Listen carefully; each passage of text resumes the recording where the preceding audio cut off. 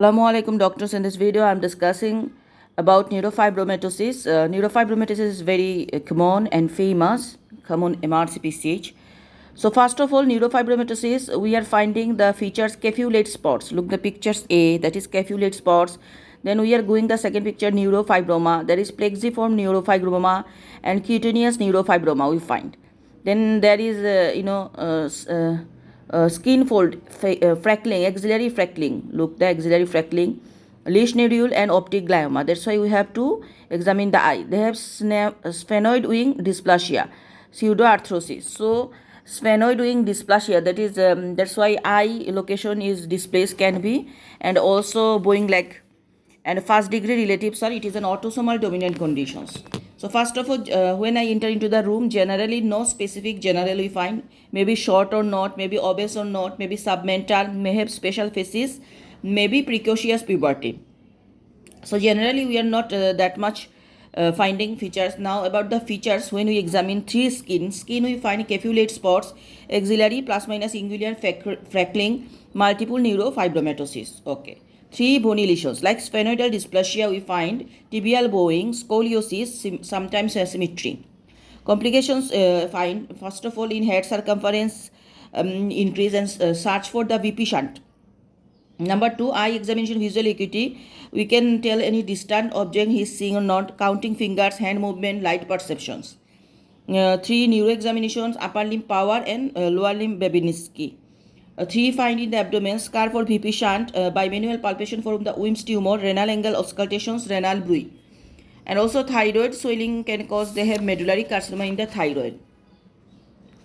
So these are the first of all, when I see a patient, whenever you see a capsulate spots in, you have to say, I want to count and measure them. Children with neurofibromatosis are susceptible for coarctation of aorta. So these are the features of neurofibromatosis when we examine fine. For the investigation purpose, we find diagnostic or genetic testing, and lab is we are doing urea and electrolyte renal function test, urine analysis. They have hematuria for Wilms tumor, shunt nephritis, VMA, vanillyl mandelic acid of pheochromocytoma, and tumor marker. Radiology find ultrasound, abdomen, Doppler, CT, and after consultant permission for tumors. Echo for coarctation of aorta, X-ray according to bony deformity, MRI of the brain for IC tumor, ultrasound of the neck for medullary carcinoma in the thyroid.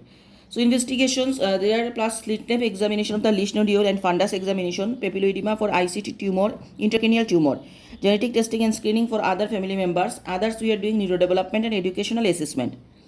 So understand the investigation. First of all, diagnosis, that is the lab test we are doing, urea and electrolyte, renal function test, urine analysis, there is hematuria for Wilms tumor, shunt nephritis, vanillyl mandelic acid, VMA of pheochromocytoma, tumor marker. Radiology, ultrasound of the abdomen, CT, and after consultant permission for tumors, echo for coarctation of aorta, X-ray according to bony deformity, MRI of the brain for intracranial tumor, ultrasound of the neck for medullary carcinoma in the thyroid, plus slit lamp examination for niche nodules and fundus examinations, papilloedema for intracranial tumor, genetic testing and screening for the other family members. Others are neurodevelopmental and educational assessment.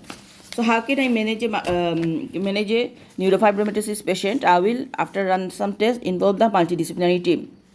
My pediatrician, what is my consultant pediatrician, what is rule of pediatrician? Overall management, assessment at least yearly, including checking neurofibromas for signs of malignant change, monitoring growth, plus looking for scoliosis and measuring blood pressure in those with neurofibromatosis. Then pediatric surgeon, excision of the neurofibromas, they are painful or increasing in size. Orthopedic surgeon, management for kyphoscoliosis. ENT surgeon, excision of acoustic neuroma, neurofibromatosis type 2.